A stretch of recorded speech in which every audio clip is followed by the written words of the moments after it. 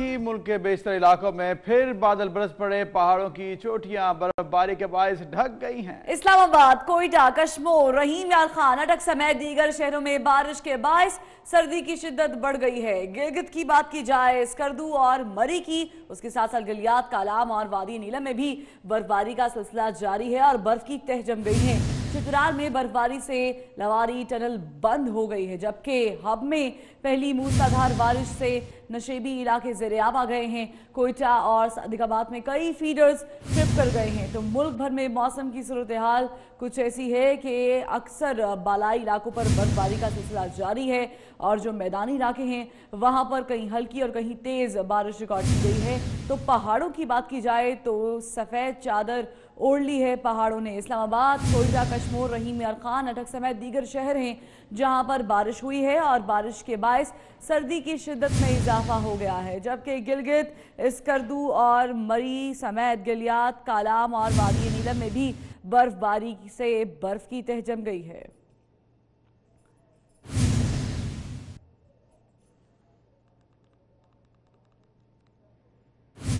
मुल्क में सर्दी ने डेरे डाल रखे हैं। आइंदा 24 घंटों में मौसम की सूरत हाल कैसी रहेगी ये बताएंगे साथ ही एंकर पर्सन जीशान बशीर। मौसम के बदलते रंगों की बात करें तो मुल्क के मुख्तलिफ शहरों में अब्रे करम फिर से बरस पड़ा। लाहौर, शेखुपुरा, कसूर, नौशहरा, खानेवाल, पेशावर, मर्दान और कोहाट में हल्की बारिश हुई जिससे सड़कों पर फिसलन हो गई है। इसके अलावा कराची समेत सिंध और मकरान के साहली इलाकों में मतला जुज़वी तौर पर अबर आलूद है और बाज़ मकामात पर बूंदाबांदी भी हुई है। बालाई इलाकों की बात करें तो मरी, अस्तौर, दीरबाला, वादी नीलम और दीगर बाला इलाकों में बर्फबारी से पहाड़ों पर बर्फ की तहें जम गई हैं और सयाह मलका कौसार के शहर में खो गए हैं। इसके अलावा दीगर बाला इलाकों में गिलगित, अस्तौर, गोब्स और बगरूट में दर्जा हरारत -8 डिग्री सेंटीग्रेड रिकॉर्ड किया गया, जबकि हुंजा में -7 डिग्री सेंटीग्रेड रिकॉर्ड किया गया है। इसके अलावा नगर के नशेबी इलाकों में 6 इंच तक बर्फ पड़ चुकी है। सवात में हर तरफ सफेदी छा गई है। बर्फबारी और बारिश ने सर्दी की शिद्दत में इजाफा कर दिया है। अगले 24 घंटों के दौरान पहाड़ी इलाकों में मजीद बर्फबारी का इम्कान भी जाहिर किया गया है। दीगर शहरों की अगर हम बात करें तो महकमे मौसमियात का ये कहना है कि हफ्ते के रोज मालाकंड, हजारा, पेशावर, कोहाट, मर्दान, सरगोधा, गुजरावाला के अलावा रावलपिंडी, लाहौर डिवीजन, इस्लामाबाद, गिलगित बल्तिस्तान और कश्मीर में कहीं कहीं, जबकि फैसलाबाद और साहिवाल डिवीजन में चंद मकामात पर मजीद बारिश का इम्कान है। गिलगित बल्तिस्तान के पहाड़ों की बात की जाए तो वहां पर भी बर्फबारी का सिलसिला वक्फे वक्फे से जारी है। बर्फबारी के बाद सर्दी की शिद्दत में इजाफा हो गया है। इस वक्त हमारे नुमाइंदे आफ्ताब मोमिन हुंजा वैली में मौजूद हैं, उनसे अपडेट्स लेंगे मौसम के बारे में। आफ्ताब, बताइएगा यहाँ का मौसम कैसा है? जी, गिलगित बल्तिस्तान के मुख्तलिफ इलाकों पर इस वक्त बादल छा गए हैं और इस तरह मुसलसल बर्फबारी का सिलसिला जारी है। और इस वक्त जहाँ हम मौजूद हैं हुंजा वैली, जहाँ पर टेम्परेचर इस वक्त -3 है और टेम्परेचर कभी -5 पे चली जाती है, कभी -8 पे। और गिलगित बल्तिस्तान के ऐसे कई इलाके हैं जहाँ पर माइनस में टेम्परेचर चल रही है और सर्दी की शिद्दत में इंतहाई इजाफा हो चुका है और इस तरह इंतहाई सर्दी इस वक्त पर चल रही है। और यहाँ पर जो बर्फबारी है तो यहाँ पर बहुत खूबसूरत मनाजिर भी देखने को मिल रहे हैं और साथ साथ ही जो जितने भी पहाड़ी सिलसिला है, और गिलगित बल्तिस्तान चूँकि ज़्यादातर पहाड़ी सिलसिला है तो यहाँ पर देखा जा रहा है कि जो पहाड़ है ये उधर चादर ओढ़े हुए हैं। और इस वक्त अगर हम दिखा दें तो इस तरह हुंजा वैली की जितने भी इस पहाड़ी सिलसिला है यहाँ पर मुकम्मल जो बादल छा गए हैं और साथ साथ जो पहाड़ी सिलसिला है इस पर बिल्कुल सफ़ेदी है और इस तरह सफ़ेद ही नज़र आ रहा है। और इस पर इस वक्त बर्फबारी हो चुकी है और मुसलसल बर्फबारी का सिलसिला जारी है, चादर ओढ़े हुए हैं। और इस तरह यहाँ पर जो मौसम है उसको काफ़ी इंजॉय भी किया जा रहा है और साथ साथ दिखाई दिया जा रहा है कि यहाँ पर दिन के वक्त एक बड़ी तादाद में लोग यहाँ पर सैर के लिए भी आते रहते हैं। यहाँ पर काफ़ी इंजॉयमेंट को भी देखने को मिल रहा है। और जहाँ तक मौसम का ताल्लुक है तो मुसलसल बर्फबारी का सिलसिला जारी है और आइंदा कई दिनों तक ये सिलसिला जाता है। ठीक है वजीर, बहुत शुक्रिया आपका अपडेट करने के लिए। आफ्ताब हमें अपडेट कर रहे थे। आगे बढ़ते आपको बताया कि कोयटा में बारिश के बाद बर्फबारी ने मौसम मजीद सर्द कर दिया है। शहर के टेम्परेचर की बात की जाए तो -4 तक गिर गया है। मौसम की क्या सूरत हाल रहेगी ये बताएंगे रिजवान सईद। बताइएगा कोयटा में बारिश के बाद अब मौसम कैसा है? जी बिल्कुल, शहर को स्याह बादलों ने अपनी आगोश में लिया तो सारी रात जो है वो बारिश होती रही और वक्फे वक्फे से बर्फबारी का भी सिलसिला शुरू हुआ, जिसकी वजह से दर्जा हरारत -4 सेंटीग्रेड तक पहुंच चुका है। बड़े अरसे से कोयटा के शहरी दुआएं कर रहे थे कि बारिशें हो, उनकी दुआएं रंग ले आई हैं और बारिशों का सिलसिला शुरू हो गया है। रात भर जो है वो बारिशें भी होती रही और हल्की बर्फबारी भी हुई। मौसम जो है वो शदीद सर्द हो गया। कोयटा के जो इतराफ में पहाड़ है वहाँ पर शदीद बर्फबारी हुई है, जिसकी वजह से जो वो तमाम पहाड़ों ने जो है वो बर्फ की सफेद चादर ओढ़ ली है। मेरा कैमरामैन अगर आपको दिखा सके कि इस वक्त कोयटा शहर के इतराफ में जो वाकया पहाड़ है वो किस कदर खूबसूरत लग रहे हैं। जो ये पहाड़ थे ये बड़े अरसे से खुश्क थे, तहम रात भर जारी रहने वाली बर्फबारी ने इन्हें बिल्कुल सफेद कर दिया है, सफेद चादर ओढ़ ली है। इंतहाई खूबसूरत लग रहे हैं ये पहाड़। महकमा मौसमियात के मुताबिक आइंदा 24 घंटे तक मजीद बारिशें और इतराफ में जो पहाड़ है वहाँ पर बर्फबारी का इम्कान है। सर्दी की शिद्दत की अगर हम बात करें तो सर्दी की शिद्दत बढ़ गई है इस बारिशों और बर्फबारी के सिलसिले के बाद। इस वक्त जो है वो कोयटा शहर में -4 सेंटीग्रेड रिकॉर्ड किया गया है दर्जा हरारत, जबकि महकमा मौसमियात के मुताबिक सर्दी की शिद्दत में जो है वो मजीद इजाफा होगा। आइंदा 24 घंटे तक बारिशों और बर्फबारी का सिलसिला जारी रहेगा। जी, रेंजर्स ने लियारी के इलाके अली मोहम्मद में कार्रवाई करते हुए शहजाद और फैजू दाद नामी मुल्जिम को गिरफ्तार किया है। मुल्जिम का ताल्लुक लियारी गैंग गफ्फारी ग्रुप से है और मुल्जिम टारगेट किलिंग, भत्ताखोरी और इसके साथ साथ दीगर संगीन जराइम में मुलव्विस है। तो ये तमाम सूरत हाल इस पर बात करेंगे। हमारे साथ मौजूद होंगे डिप्टी ब्यूरो चीफ जिले हैदर। जिले हैदर बताएगा क्या कार्रवाई की गई।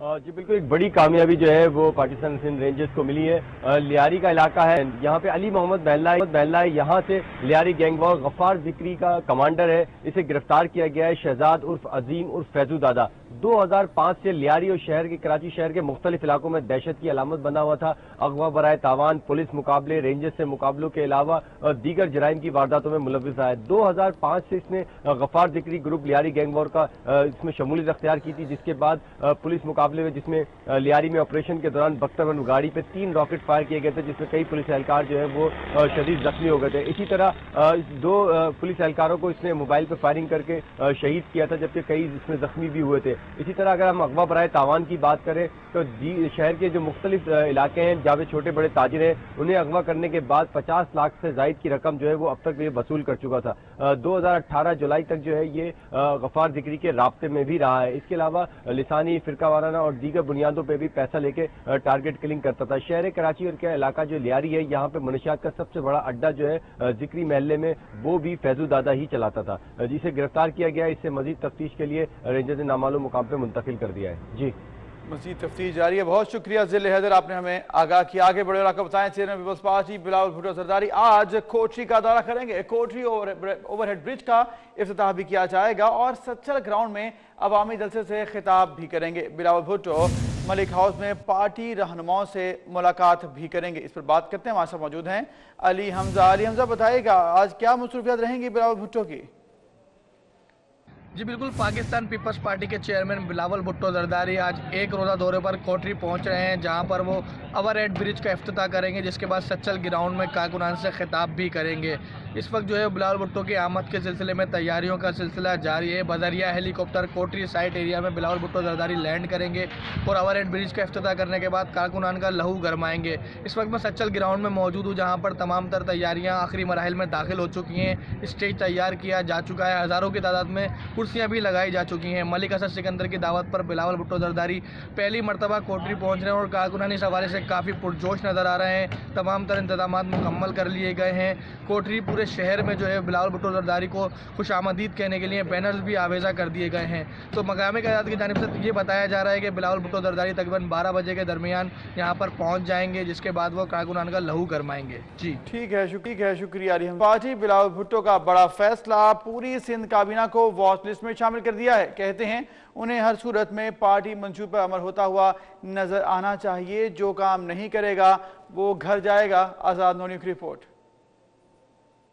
सिंध में साफ पानी, तालीम, सेहत, ट्रांसपोर्ट, सयाहत, आपाशी के मसाइल के हल के लिए चेयरमैन पीपल्स पार्टी बिलावल भुट्टो जरदारी खुद एक्शन में आ गए। बिलावल भुट्टो की जेर सदारत इजलास में वजीर आला सिंध, सूबाई काबीना के नुमाइंदगान और पार्टी के तंजीमी ओहदेदारों ने शिरकत की। बिलावल भुट्टो ने काबीना अरकान से महकमों की कारकर्दगी पर ब्रीफिंग ली और नई गाइडलाइंस भी दी। बिलावल ने काबीना अरकान को दो टोक अल्फाज में कहा कि पार्टी के इंतखाबी मंशूर पर अमल यकीनी बनाया जाए, वरना काबीना में वही रहेगा जो काम करेगा और जो काम नहीं करेगा वो घर जाएगा। चेयरमैन पीपल्स पार्टी ने जब अगस्त 2018 के अंदर हुकूमत हमारी कायम हुई थी और ये बात की थी कि मैं खुद पर्सनली मॉनिटर करूंगा वुज़रा की कारकर्दगी को, काबीना की परफॉर्मेंस को, मैं समझता हूँ 4 महीने बाद ये मीटिंग इस बात का मज़हर है कि आज भी चेयरमैन पाकिस्तान पीपल्स पार्टी अपनी बात पर कायम है। वो चीज़ों को पर्सनली मॉनिटर कर रहे हैं, पर्सनली चीज़ों को नोट करें और चीज़ों को स्क्रूटनाइज करते हुए फैसला करेंगे। चेयरमैन पाकिस्तान पीपल्स पार्टी ने इस बात की भी तजवीज़ दी कि अगर हम कोई मेडिकल कॉलेज या मेडिकल यूनिवर्सिटी खर के ज़िले में कायम कर सकें तो वो भी बेहतर एक चीज़ होगी। तो उसके ऊपर भी हेल्थ डिपार्टमेंट को कहा गया है कि वो काम करे और कोई तजवीज़ सिंध काबीना को दे। बिलावल भुट्टो जरदारी ने सूबे भर में साफ पानी की फराहमी के लिए सोलर सिस्टम पर RO प्लांट्स लगाने की भी हिदायत की है। इस मंसूबे का आगाज उमरकोट से किया जाएगा। उधर पेट्रोल, गैस, बिजली के बाद अब दवाइयां भी महंगी हो गई हैं। कीमतों में इजाफा 9 से 15% कर दिया गया। ड्रग रेगुलेटरी अथॉरिटी ने अपनी मजबूरियां गिनवाते हुए कहा कि कीमतें ना बढ़ाते तो क्या करते। इस पर देखते हैं सरफराज हुसैन की रिपोर्ट।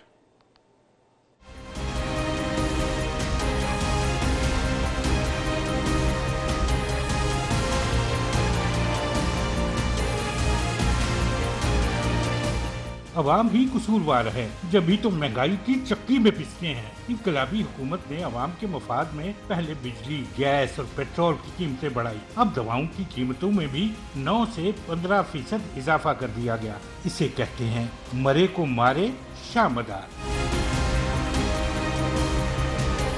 हुकूमत में बैठे कुछ सियाने शायद सच ही कहते हैं, खजाना खाली है, कीमतें न बढ़ाएं तो हुकूमत कैसे चलेगी। चाइना में बहुत सारी इंडस्ट्री बंद हुई है और उसका इम्पैक्ट जो रॉ मटेरियल लेते थे वो वहाँ महंगा हुआ है, तो इसलिए यहाँ भी उसका इम्पैक्ट आया है। डॉलर का इम्पैक्ट है, ठीक है। ये सारा कुछ देखते हुए हमने ये फैसला किया ताकि इंडस्ट्री सर्वाइव करे, हर दवाई अवेलेबल हो। देखिए आपको अस्पतालों में तो सब फ्री मिलती हैं दवाइयाँ। मैं अभी भी 3 अस्पतालों से आ गया हूँ, तो यहाँ पे दवाइयाँ फ्री हैं। तो जनरली जो गरीब तरीन लोग हैं उन पे इंशाल्लाह ये इम्पैक्ट नहीं आएगा। ड्रग रेगुलेटरी अथॉरिटी ने दवाओं की कीमतें बढ़ाने के लिए अपनी मजबूरियां बताई हैं। कहा डॉलर की कीमत में 30% इजाफा हुआ, बिजली, पानी, गैस, पेट्रोल की कीमत बढ़ गई, सूद की शरह, खाम माल की कीमत, पैकिंग के लिए अखराजात भी बढ़ गए।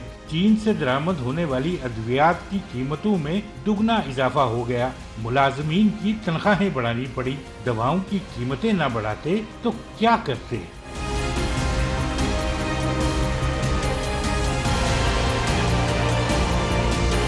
सरकार, हुकूमत और लोगों का लहू निचोड़ने वाले सूदखोर ताजिर में कुछ तो फर्क होना चाहिए। जिन मजबूरियों का रोना आप रो रहे हैं, अवाम ने आपको इक़्तिदार के ऐवानों में इन्हीं पर तो काबू पाने के लिए पहुंचाया है, मजबूरियां गिनवाने नहीं। अगर आप इतने ही मजबूर हैं तो इक़्तिदार को लात मारे, मगर कहाँ, आप भी माजी की हुकूमतों ही की तरह अवाम से कुर्बानी मांग रहे हैं। यकीन जानिए अवाम में अब कुर्बानी की सकत नहीं।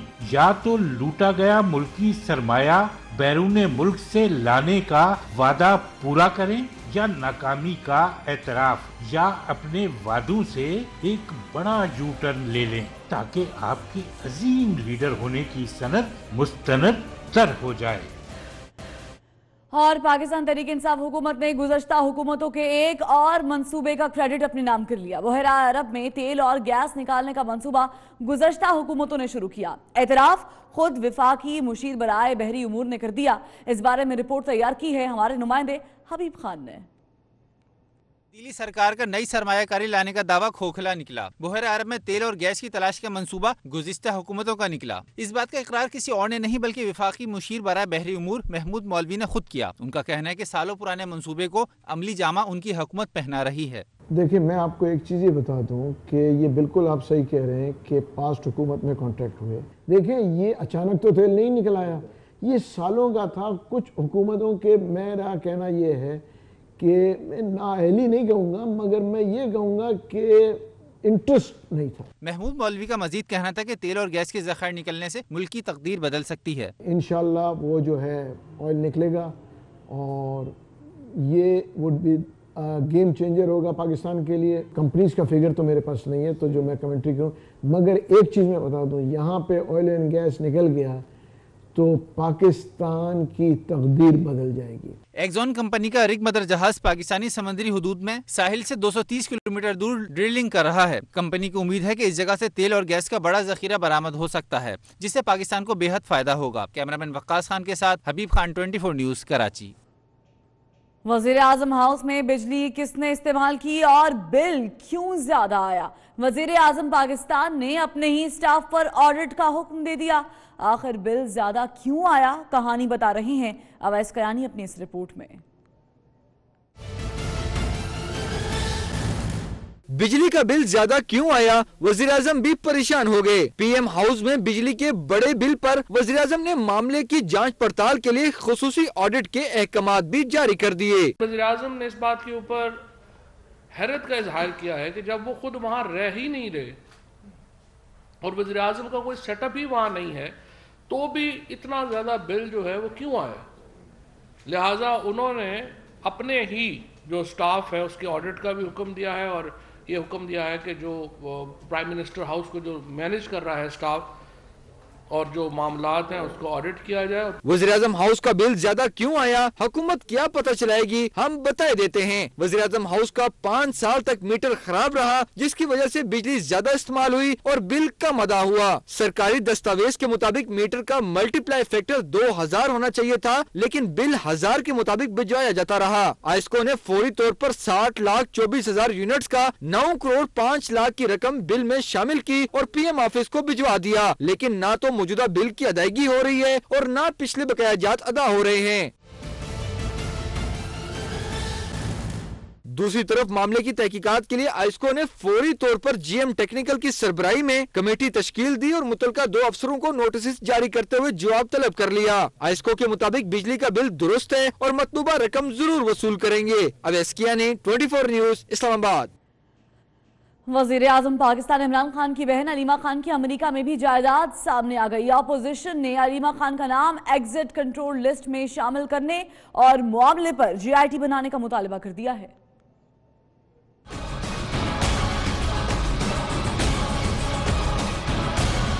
वज़ीर आज़म इमरान खान की बहन अलीमा खान की अमरीका में भी जायदाद के चर्चे। एक और जायदाद सामने आ गई। अलीमा खान अमरीकी रियासत न्यू जर्सी में 4 मंजिला इमारत में 3 फ्लैट्स की मालिक हैं, जिनकी मौजूदा मालियत $30 लाख यानी 45 करोड़ रुपए है। जायदाद 2004 में खरीदी, मगर जून 2017 तक पाकिस्तानी टैक्स हुक्काम के सामने जाहिर नहीं की थी। हडसन के किनारे पे वाक़या ये वाली बिल्डिंग है, 4 स्टोरी बिल्डिंग है, 3 फ्लैट्स हैं, 3 पोर्शंस हैं इसके, जिसको 2004 में मोहतरमा अलीमा खान साहबा ने खरीदा था और ये मुसलसल उन्होंने छुपाए रखा। 2016 में हमारे नॉलेज में ये आया और कुछ प्रॉपर्टीज और एसेट्स उनके आए।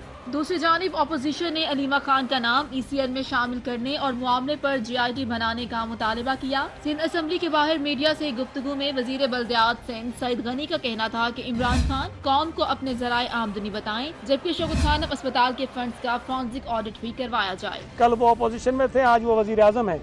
आज उनके ऊपर सवालात उठाएं, वो बताएं कि उनकी बहन के पास जो प्रॉपर्टी है और कौन कौन सी है वो भी बताएं। शौकत खानम मेमोरियल के लिए जो चंदा और ज़कात और खैरात इकट्ठी की जाती है उसका फॉरेंसिक ऑडिट होना चाहिए। नून लीग की तर्जुमान मरियम औरंगजेब ने भी इमरान खान को तनकीद का निशाना बनाया। उनका कहना था कि चोर चोर, डाकू डाकू कहने वालों की बाजी चोर निकली। इस एमनेस्टी स्कीम को मेरी और मेरी पार्टी मुस्तरद करती है। हम 2018 का इलेक्शन जीतेंगे।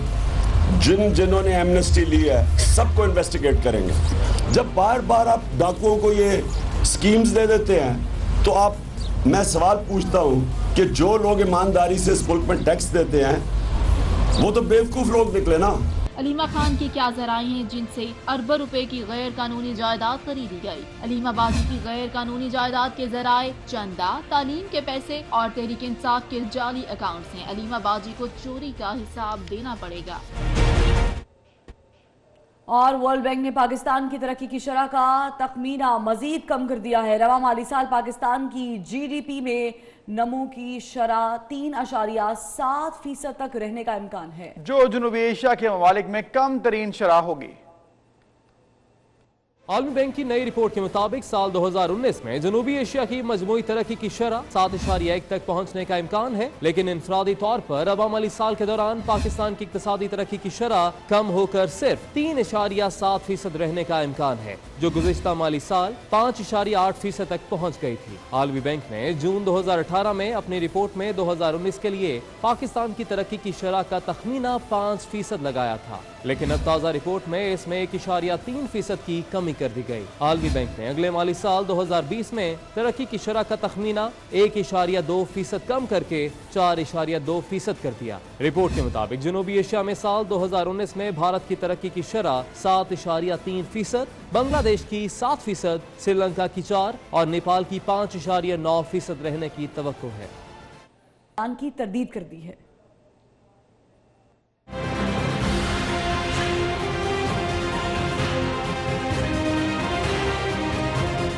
कोट लखपत जेल में कैद साबिक वज़ीर-ए-आज़म नवाज शरीफ की तबीयत नासाज। मरियम नवाज कहती हैं वालिद के बाजू में दर्द है जो एंजाइना की तकलीफ दिखाई देती है। साबिक वज़ीर-ए-आज़म को इलाज की जरूरत है और इन्हें इसी डॉक्टर को दिखाना चाहिए जो उनकी हेल्थ हिस्ट्री से वाकिफ हो। जाती मुआलिज दिन भर इलाज के सिलसिले में मुलाकात की कोशिश करते रहे, लेकिन इजाजत न मिल सकी। जेल इंतजामिया ने मरियम नवाज के बयान की तरदीद कर दी। कहा मियां नवाज शरीफ का तिब्बी मुआयना दोपहर 4:30 बजे कराया गया। MS जेल डॉक्टर मोहम्मद अफसर ने मुआयना किया। नवाज शरीफ बिल्कुल ठीक हैं, ब्लड प्रेशर और शुगर लेवल भी नॉर्मल है। जबकि जुमेरात को जाती मुआलिज डॉक्टर अदनान फैमिली के हमरा मिले थे। मियां नवाज शरीफ ने सिर्फ 30 सेकंड का वक्त दिया और कहा कि वो बिल्कुल ठीक हैं। साबिक वज़ीर-ए-आज़म को जेल का खाना भी भाग गया। घर से सिर्फ एक वक्त का खाना मंगवाने लगे। नाश्ता और रात का खाना जेल का खाने लगे। सिर्फ दोपहर का खाना घर से मंगवाते हैं। नवाज शरीफ को जेल का खाना क्या पसंद आया, जेल का किचन देखने की भी फरमाइश कर दी, तो सुपरिटेंडेंट जेल ने नवाज शरीफ की फरमाइश पूरी करते हुए उन्हें किचन भी दिखाया। और साबिक वज़ीर-ए-आज़म नवाज शरीफ की लैपटॉप स्कीम के तहत GC यूनिवर्सिटी फैसलाबाद में अब नए अंदाज से लैपटॉप तकसीम होंगे। नवाज शरीफ की शुरू की गई स्कीम अब इमरान खान के नाम के साथ चलेगी। मंसूबे तुम्हारे पर नाम हमारे। नए पाकिस्तान में नवाज शरीफ की जानिब से शुरू की जाने वाली वज़ीर-ए-आज़म लैपटॉप स्कीम का क्रेडिट तहरीक इंसाफ लेगी। माज़ी में इमरान खान स्कीम को तनकीद का निशाना बनाते रहे हैं, जबकि स्कीम बंद करने का ऐलान भी किया गया था। HGC ने GC यूनिवर्सिटी फैसलाबाद के 3000 से ज्यादा तलबा को वज़ीर-ए-आज़म लैपटॉप स्कीम का अहल करार दिया। लैपटॉप तकसीम करने की तकरीब 18 जनवरी को होगी, जिसके लिए यूनिवर्सिटी इंतजामिया ने तशहीर में इमरान खान की तस्वीर लगवा दी। वज़ीर-ए-आज़म लैपटॉप स्कीम के प्रोग्राम के सिलसिले में बैनर्स पर इमरान खान की तस्वीर छपने पर हुकूमत का रद्द-ए-अमल सामने आया। तर्जुमान वज़ीर आला पंजाब ने एक्शन लिया और मामले की तहकीकात का हुक्म दे दिया। 24 न्यूज ने मामला उठाया तो vice chancellor GC university doctor Nasir Amin ने भी लैपटॉप स्कीम की तशहीर पर इमरान खान की तस्वीर का नोटिस ले लिया। उनका कहना था कि तालीमी इदारों को सियासत से दूर रहना चाहिए। तस्वीर किसने लगवाई, इसकी इंक्वायरी की जाएगी। और वज़ीर-ए-आज़म इमरान खान उनके वज़रा साबिक़ा हुकूमत की लैपटॉप स्कीम पर क्या कहते थे, आइए देखते हैं। लैपटॉप जा रहा है और तस्वीर अपनी लगाई हुई है। बेचारी नून लीग के होशबाज उड़ गए हैं। कभी वो लैपटॉप बांटते हैं। 80 अरब रुपया वो पैसा जो नवाज शरीफ साहब ने लगा दिया, लैपटॉप शुरू कर दो, फलाना कर दो, फलाना कर दो, स्कीम्स कर दो, वो पैसा अब वापस फाइनेंस मिनिस्ट्री को अवेलेबल है और पार्लियामेंट फैसला करेगी कि उसको एक्सपेंस जो है वो कैसे करना है। लैपटॉप्स हैं वो असल में है हायर एजुकेशन के नीचे। मेरी बात हुई थी हायर एजुकेशन मिनिस्टर के साथ, वो लैपटॉप्स हम लैब्स बना रहे हैं और लैब्स में लेके जा रहे हैं। किसी और स्टूडेंट को लैपटॉप नहीं मिलने लगा। ये एक सिर्फ बिल्कुल बेकार तरीन प्रोग्राम था जिसमें 20 अरब रुपया लगाया गया। नौजवानों को कंप्यूटर देने से ये सवाल जाने नहीं लगे। ये कौम सवालों का जवाब मांग रही है और कौम इस सवालों का जवाब लेके रहेगी। आगे बढ़े आपको बताएं, चारसदा में सेहत इस्लाहात के दावे महज दावे ही रहे। THQ अस्पताल में ऑपरेशन थिएटर को ताले लगे हुए हैं। अस्पताल में अद्वियात नायाब और अमले की अदम दस्तयाबी से मरीज और उनके लवाहिकीन को शदीद परेशानी का सामना है। वज़ीर सेहत P हशाम इनाम अस्पताल पहुंचे और ऑपरेशन थिएटर के ताले उन्होंने जाकर खुलवाए। अजमत अली शाह से मजीद बात करेंगे। जी अजमत, बताएगा ये क्या मामला है? जी बिल्कुल, खैबर पख्तूनख्वा में तब्दीली ना आ सकी और फिर सेहत इस्लाहात के दावे, सेहत में तब्दीली के दावे और इसी तरह दीगर दावे जो सेहत में किए गए थे कि सेहत में तब्दीली लेके आएंगे, तो वो दरे के दरे रह गए और चारसदा के जो डिस्ट्रिक्ट हेडक्वार्टर अस्पताल है वहाँ पर ऑपरेशन थिएटर को ताले लग गए। ना सिर्फ ऑपरेशन थिएटर को ताले लग गए हैं बल्कि अब जो कि डिस्ट्रिक्ट हेडक्वार्टर अस्पताल है वहाँ पर एंटी रेबीज़ और कुत्ते के काटने के जो वैक्सीन है वो भी नापेद हो गए हैं। जबकि साथ साथ में जो डॉक्टर्स हैं या जो मुताल्लिका जो ड्यूटी के अफसरान हैं या ड्यूटी पर मामूर अफराद जो होते हैं रात को, वो भी गायब होते हैं अपनी ड्यूटी से। जो कि वज़ीर सेहत ने खैबर पख्तूनख्वा के शाम इनामुल्लाह उन्होंने रात गए जो है वो दौरा किया, अचानक दौरा जो कि है वो किया है डिस्ट्रिक्ट हेडक्वार्टर अस्पताल चारसदा का, और वहाँ पर इन हालात को देखते हुए बरहम हुए हैं और इस पर जो मुताल्लिका जो ड्यूटी से गैर हाजिर अफराद थे उनको ये भी कहा गया है कि अगर वो ड्यूटी नहीं करेंगे तो वो घर पर बैठेंगे। साथ साथ में उन्होंने जो एंटी रेबीज़ या जो वैक्सीन है वो उसको परचेज़ करने की भी अहकाम जो हैं वो जारी किए गए हैं। जबकि साथ साथ में जो सबसे बड़ा काम जो कि ऑपरेशन थिएटर को ताले लगे थे और सेहत इस्लाहात के दावे जो है वो पिछले 5 सालों से किए जा रहे थे, तो उसको ताले जो हैं वो भी खोल दिए गए हैं। ठीक है, बहुत शुक्रिया आपका। और नाज़रीन, बुज़दिल दुश्मन ने पाक चीन दोस्ती पर वार किया, लेकिन कराची पुलिस और कानून नाफिज करने वाले इदारों ने इन मुल्क दुश्मनान का शिकार कर लिया। चीनी कॉन्सुलेट पर हमला करने वाला नेटवर्क पकड़ा गया है। एडिशनल IG कराची डॉक्टर अमीर शेख कहते हैं कि हमले में भारतीय खुफिया एजेंसी रॉ मुलव्वस है। कराची पुलिस ने हासिल कर ली बड़ी कामयाबी। भारतीय और अफगान खुफिया एजेंसियों का मंसूबा बेनकाब हो गया। पुलिस ने चीनी सिफारतकारों की हिफाजत के लिए जानों का नजराना भी दिया और खोज भी लगा लिया कि हमला किसने और कैसे किया। पुलिस ने चीनी काउंसलेट पर हमले के मंसूबे में मुलव्विस कलदम बलूचिस्तान लिबरेशन आर्मी के 5 दहशतगर्दों को गिरफ्तार कर लिया। एक दहशतगर्द की तलाश में छापे मारे जा रहे हैं। चीनी काउंसलेट हमले में भारतीय खुफिया एजेंसी मुलव्विस है। दहशतगर्दों का ताल्लुक अफगानिस्तान और भारत से है। ये एक जो मंसूबा था इंटरनेशनल लेवल पे जिसमें रा भी मुलविस था, जिसमें अफगानिस्तान मास्टरमाइंड किया, तो एक के अलावा जिसके बारे में है कि शायद वो मर गया है अफगानिस्तान में किसी हमले में, लेकिन उसके अलावा बाकी तमाम गिरफ्तार हैं। दहशतगर्द हमले के लिए असलहा बलूचिस्तान से रेल के जरिए कराची लाए। बल्दिया टाउन के घर में असलहा छुपाया गया। CPEC मंसूबे में दरारें डालने के लिए चीनी काउंसलेट पर हमला किया गया। हमले का मंसूबा BLA कमांडर और मास्टरमाइंड असलम अच्छू ने अफगानिस्तान में बनाया, जिसे भारतीय खुफिया एजेंसी की भरपूर हिमायत हासिल रही। इसका मंसूबा जो असल बना वो अफगानिस्तान में असलम अच्छू, ही वाज द मास्टरमाइंड। उसके बाद अभी ये है कि बाय डिज़ाइन या वो वाकई जेनुअनली मारा जा चुका है, उसका अभी ये बशीर ज़ेब के नाम से अभी उसकी कमांड उसके हाथ में है। बशीर ज़ेब वो भी एक टेररिस्ट है, अभी वो BLA की कमांड वो चला रहा है। कराची पुलिस चीफ के मुताबिक हमले के मास्टरमाइंड असलम उर्फ अच्छू के अफगानिस्तान में मरने की भी इत्तलात हैं। गुज़िश्ता बरस 23 नवंबर को 3 दहशतगर्दों ने कराची के इलाके क्लिफ्टन में वाक़े चीनी काउंसिल खाने पर हमले की कोशिश की थी, जिसे पुलिस ने नाकाम बनाते हुए तीनों हमलावरों को हलाक कर दिया था। और दीगर खबरों में आपको बताएं कि कराची में चटपटे, चटखारेदार और मज़ेदार खानों से सजा फेस्टिवल शहरियों की तवज्जो का मरकज़ बना हुआ है। इस बारे में भी आपको अपडेट करेंगे, लेकिन अभी यहाँ पर आपको बताएं कि कराची में चीनी कॉन्सुलेट खाने पर हमले के मुलजिम पकड़े गए हैं। 23 नवंबर की सुबह दहशतगर्द कैसे चीनी कॉन्सुल खाने पहुंचे और हमला कैसे नाकाम बनाया, बता रही हैं साद बुखारी अपनी रिपोर्ट में। कराची का पौश इलाका क्लिफ्टन ब्लॉक 4 23 नवंबर 2018 की सुबह भी मामूल की सुबह थी। घड़ी में 9:30 बजे अचानक इलाका गोलियों की घन गरज से गूंज उठा।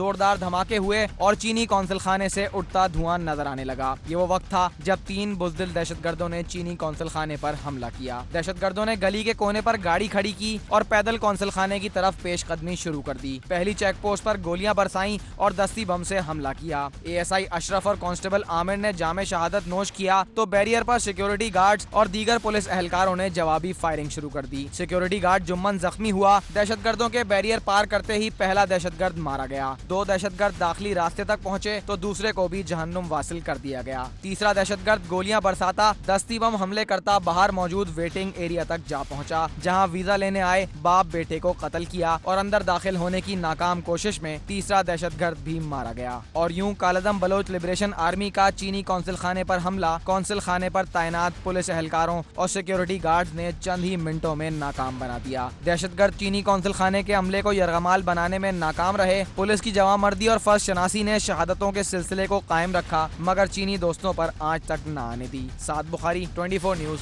कराची।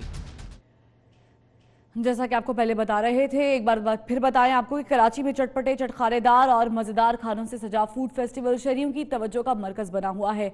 अली रजा ने इस पर रिपोर्ट तैयार की है। शौकीन अफराद हो जाएं तैयार, क्योंकि कराची में सजा है फूड फेस्टिवल। समंदर के करीब बीच व्यू पार्क में सजे फूड फेस्टिवल में शहरियों ने मजेदार खानों से भूख मिटाई। चटपटी कोयला कढ़ाई, पिशावरी चपली कबाब, गोल गप्पे और फ्राई फिश के स्टॉल्स पर लोगों का रश रहा। फेस्टिवल में लजीज खानों से लुत्फअंदोज होते शहरियों ने सर्द मौसम में फूड फेस्टिवल के इनेकाद को खुश आइंद करार दिया। फैमिलीज के लिए स्पेशली बहुत अच्छा है और जो दोस्तों के साथ आ रहे हैं तो वो भी बहुत अमेजिंग। बर्गर भी खाया है, मैंने पिज्जा भी खाया है, स्ट्रॉबेरी मिल्क शेक भी पिया है और मैंने पेंटिंग भी बनाई है। एंजॉय करने आए, बच्चों को एंजॉय करने लेते आए, बहुत मजा आ रहा है। मैंने इतनी सारी चीजें खाई हैं, इतनी सारी चीजें खाई हैं। मैंने बर्गर खाया है, मैंने मिल्क शेक पिया है, मुझे और चीजें खाने का दिल कर रहा है। हाँ देखिए, इतनी ज्यादा दुकान है, इतनी ज्यादा स्टॉल्स है, समझ नहीं आ रहा क्या खाएं। एवरीथिंग लुक्स सो गुड, दिल चाह रहे सब खा ले। इस फूड फेस्टिवल में गवर्नर सिंध इमरान इस्माइल ने भी शिरकत की। इनका कहना है कि ऐसे फेस्टिवल शहर की रौनकें बहाल कर रहे हैं और शहर की खोई हुई रोशनी वापस आ रही है। इस तरह के इवेंट्स हेल्दी होते रहने चाहिए। ये एक जिंदा शहरों की मिसाल होती है, ऐसे इवेंट्स जहाँ पे फैमिलीज आउटिंग के लिए जा सकें, अपने आप को सेफ सिक्योर महसूस करें। तो इसके लिए हमें जितनी इंकरेजमेंट इनको देनी चाहिए हम देते हैं। जायकेदार देसी खानों से सजा ये फेस्टिवल 3 रोज तक जारी रहेगा। यहाँ पर वक्त हुआ है ब्रेक। की तादाद में 1,70,000 का इजाफा हुआ है। मुल्क में बेरोजगार अफराद की तादाद बढ़कर 37,90,000 हो गई है। वकास अजीम की रिपोर्ट देखिए। बेरोजगारी हदें क्रॉस करने लगी। गुज़िश्ता 2 सालों में बेरोजगारों में 2.25 लाख लोग बढ़ गए। पाकिस्तान शुमारियात ब्यूरो ने लेबर फोर्स सर्वे 2017-18 जारी कर दिया। सर्वे के मुताबिक 2015 में मुल्क भर में बेरोजगार अफराद की तादाद 36,20,000 थी। आज मुल्क भर में बेरोजगार अफराद की तादाद बढ़कर 37,90,000 हो गई है। पंजाब में बेरोजगार अफराद की तादाद 23,90,000, सिंध में 7,50,000, खैबर पख्तूनख्वा में 5,50,000 और बलूचिस्तान में 1,10,000 अफराद बेरोजगार है। मुल्क भर में बेरोजगारी की शरह 5.8% है। 2015 में बेरोजगारी की शरह 5.9% थी। अदाद शुमार के मुताबिक पाकिस्तान में लेबर फोर्स की तादाद 6,55,00,000 है। दूसरी जानिब एक अच्छी खबर भी है। शरह ख्वानदगी की शरह 60.7% से बढ़कर 62.3% हो गई। लेबर फोर्स सर्वे के मुताबिक पाकिस्तान में 36.9% लोग मैट्रिक से कम तालीम रखते हैं और सिर्फ 6% लोगों के पास डिग्री या इससे ऊपर की तालीम है। रिपोर्ट के मुताबिक पाकिस्तान में शादीशुदा और बेवाओं की तादाद में इजाफा हुआ है। शादीशुदा अफराद की तादाद 52.6% से बढ़कर 53.5% हो गई है, जबकि बेवाओं की तादाद 3.6 से बढ़कर 3.9% हो गई। मुल्क भर में गैर शादीशुदा अफराद की तादाद 42.3% है। वकास अजीम, 24 न्यूज, इस्लामाबाद। तो कौन जहनी तनाव का शिकार और कौन नहीं? तहकीक के मुताबिक सोशल मीडिया पर किसी भी इनफरादी शख्स की हरकत से उस बात का अंदाजा भी लगाया जा सकता है। शदीद जहनी दबाव के शिकार अफराद का पता कैसे चलाएं? सोशल मीडिया पर ऐसे शख्स की कुछ हरकतों को जांच कर इसका अंदाज़ा लगाया जा सकता है। सोशल मीडिया पर नौजवान अपनी ज़िंदगी के खुशगवार लम्हात को तो शेयर करते हैं, लेकिन ज़िंदगी के मनफी पहलुओं को छुपाते हैं। तहकीक के मुताबिक सोशल मीडिया पर 3 ऐसी वजूहात हैं जिनसे किसी शख्स के शदीद जहनी दबाव में मुब्तला होने का अंदाज़ा लगाया जा सकता है। ऐसे लोग जो सोशल मीडिया पर अपने से बेहतर लोगों के साथ खुद का मवासना करते हैं, जहनी दबाव का शिकार होते हैं। जबकि अगर उन्हें किसी तस्वीर के साथ टैग किया जाए तो इस पर भी नाराजगी का इजहार कर देते हैं। तीसरी वजह यह भी है कि ऐसे लोगों की तस्वीर में दोस्त और अहबाब कम ही नजर आते हैं। स्टैनफोर्ड यूनिवर्सिटी ने अपनी तहकीक में इसे डक सिंड्रोम करार दिया है। जैसे एक बतख नहर को पार करने के लिए बज़ाहिर तो बड़े आराम से तैरते हुए जाती है, लेकिन नीचे पानी में इसके पांव मुसलसल हरकत में रहते हैं। तहकीक में कहा गया है कि ऐसे लोग जो सोशल मीडिया पर दूसरे लोगों के साथ बनाई गई तस्वीर शेयर करते हैं, वो शदीद ज़हनी तनाव के शिकार अफराद की इस कैटेगरी में नहीं आते। इसे बहादुरी कहेंगे या बेवकूफ़ी? एक शख्स ने पिघले हुए में हाथ डाल दिया। वीडियो सोशल मीडिया पर वायरल हो गई।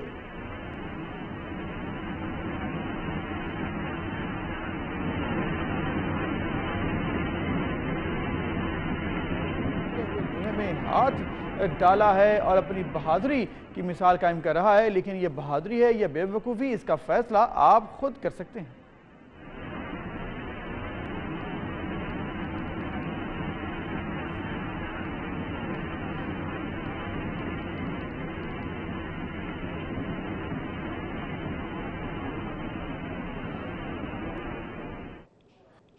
आगे बढ़े और आपको बताएं, शुमाली वजीरिस्तान के इलाके वादी शवाल में शदीद बर्फबारी के बावजूद पाक अफगान सरहद पर बाड़ लगाने का काम तेजी से जारी है। शदीद सर्द मौसम और बर्फबारी के बावजूद पाक फौज के जवानों के हौसले बुलंद हैं।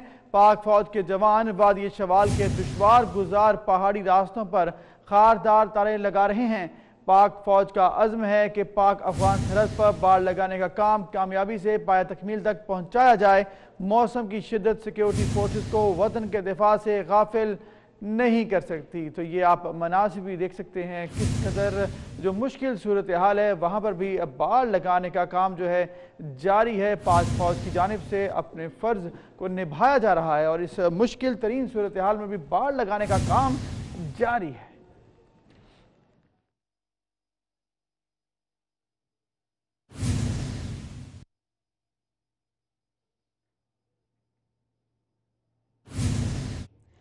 रुके तो गर्दिशें उसका तवाफ करती हैं, चले तो ज़माने ठहर के देखते हैं। मुनफरिद मकाम हासिल करने वाले बरसग़ीर पाक व हिंद के मुमताज़ शायर अहमद फराज की आज 88वीं सालगिरह मनाई जा रही है। अहमद फराज ने हमेशा जमहूरियत की हिमायत की। इस खूबसूरत शायर और मोहब्बत के जज्बात को तराशने वाले शायर के बारे में बता रही हैं इस्लामाबाद से ताहिर राठौर।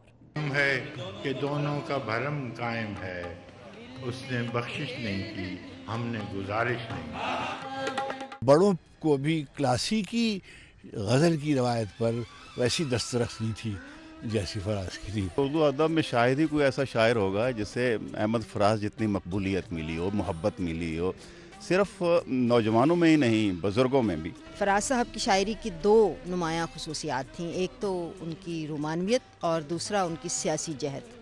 और लेकिन फैज़ साहब के ततब्बो में उन्होंने अपनी रोमानवी जहद को अपनी सियासी जहद के अंदर समो दिया था। अहमद फराज के साहबजादे सरमद फराज के मुताबिक शायर के साथ साथ उनके वालिद एक मुशफ़्फ़क़ बाप भी थे। ज़माना तो उन्हें एक अजीम शायर की हैसियत से जानता था, लेकिन मेरे लिए वो एक बाप पहले थे और वो एक एक्टिविस्ट भी थे, वो एक उस्ताद भी थे।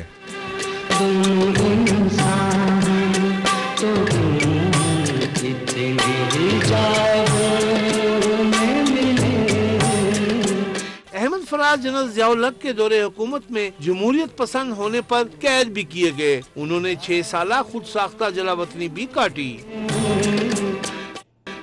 एक और लेजेंड की बात करते हैं। माजी के गुलकार और अदाकार इनायत हुसैन भट्टी की आज 91वीं सालगिरह मनाई जा रही है। इनायत हुसैन भट्टी ने उर्दू, पंजाबी, सिंधी, सराइकी और बंगाली में 2500 से जायद गीत गाए। 5 अशरों तक अपनी आवाज़ के इस शहर में सबको मशहूर किए रखा। दुनिया मतलब दी, ओ यार जुल्फ दा, कुंडल खुलेना, भागा वाले, चंद मेरे मखना जैसे मशहूर गीत गाए। गुलकारी के साथ इनायत हुसैन भट्टी ने फ़न अदाकारी में भी अपने जौहर दिखाए। यार मतलब होवे तो प्यार भी कर दे,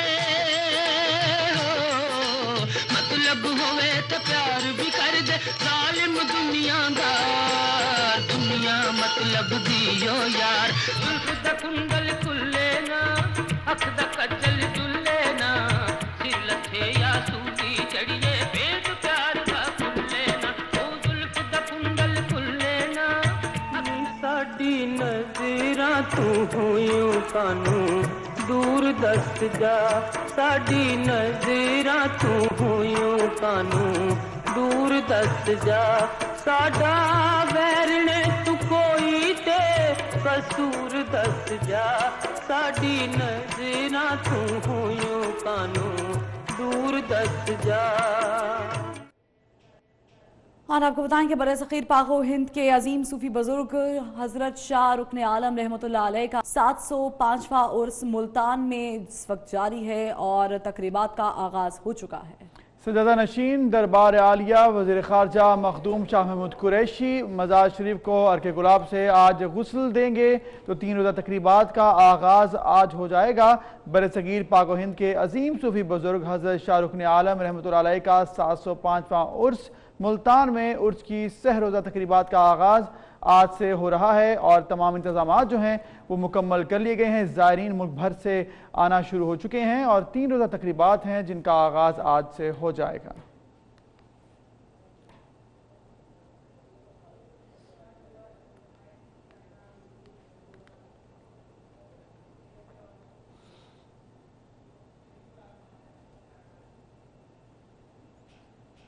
नाज़रीन, अमेरिका को इस वक्त दुनिया की मुआशी सुपर पावर होने का एजाज़ हासिल है, मगर 1 साल में ये उससे छीन जाएगा और जब ऐसा हो जाएगा तो फिर वो कभी दोबारा टॉप पोजीशन पर नहीं आ सकेगा। ये बात निजी बैंक की एक तहकीक में सामने आई है। चीन 2020 में अमेरिका से दुनिया की सबसे बड़ी मईशत का एजाज़ छीन लेगा। इस तहकीक के बैंक ने जीडीपी और क़ुव्वत ख़रीद के पैमानों को मद्देनज़र रखा। अगर क़ुव्वत ख़रीद की बात की जाए तो चीन पहले ही इस हवाले से दुनिया की सबसे बड़ी मईशत तस्वुर किया जाता है, मगर जीडीपी के लिहाज से अमेरिका बदस्तूर सबकत हासिल किए हुए है। तहकीक में बताया गया है कि 2020 में चीन नंबर 1 की पोजीशन पर आ जाएगा।